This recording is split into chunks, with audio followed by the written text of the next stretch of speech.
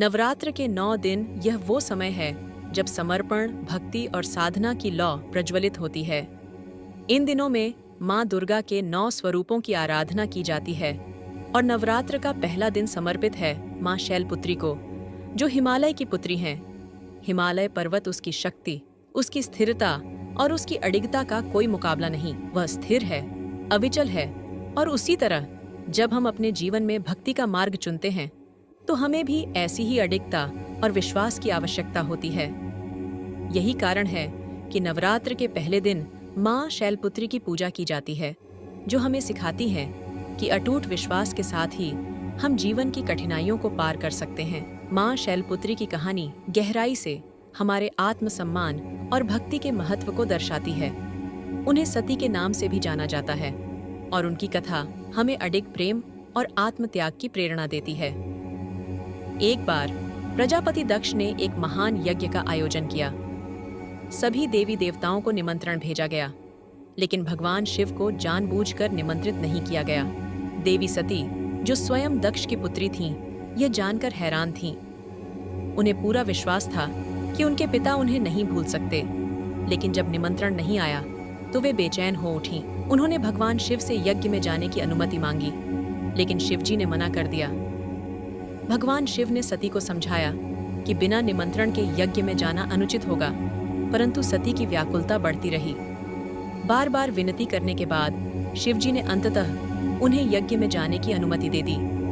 सती जब अपने पिता के यज्ञ स्थल पर पहुंची तो वहां का माहौल उन्हें ठंडा और तिरस्कारपूर्ण लगा। जहां उनकी मां ने उन्हें स्नेह से गले लगाया, वहीं उनके पिता दक्ष और बहनें उनका उपहास उड़ा रही थीं। सबसे बड़ा अपमान तब हुआ जब भगवान शिव के बारे में अपमानजनक बातें कही गईं। अपने पति भगवान शिव का अपमान और अपने परिवार द्वारा मिले इस तिरस्कार को सती सहन नहीं कर सकीं।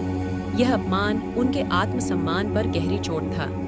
क्रोध और दुख में उन्होंने वह निर्णय लिया जिसकी कल्पना शायद किसी ने भी नहीं की थी। सती ने यज्ञ की अग्नि में स्वयं को समर्पित कर अपने प्राण त्याग दिए। जब भगवान शिव को यह समाचार मिला तो उनके भीतर दुख और क्रोध की ज्वाला भड़क उठी।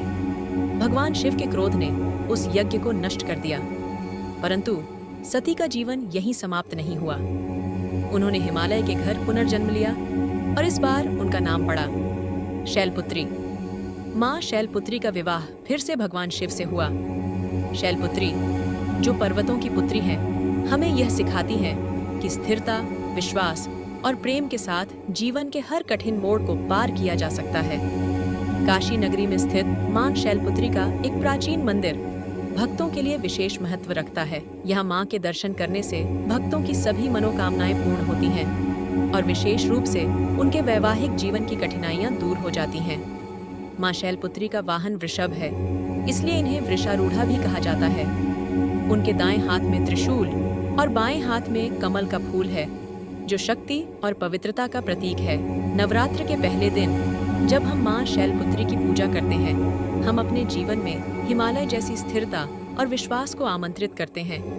यह दिन हमें सिखाता है कि भक्ति का मार्ग कठिन हो सकता है, लेकिन यदि हमारा विश्वास अडिग है तो हम जीवन की हर चुनौती को पार कर सकते हैं।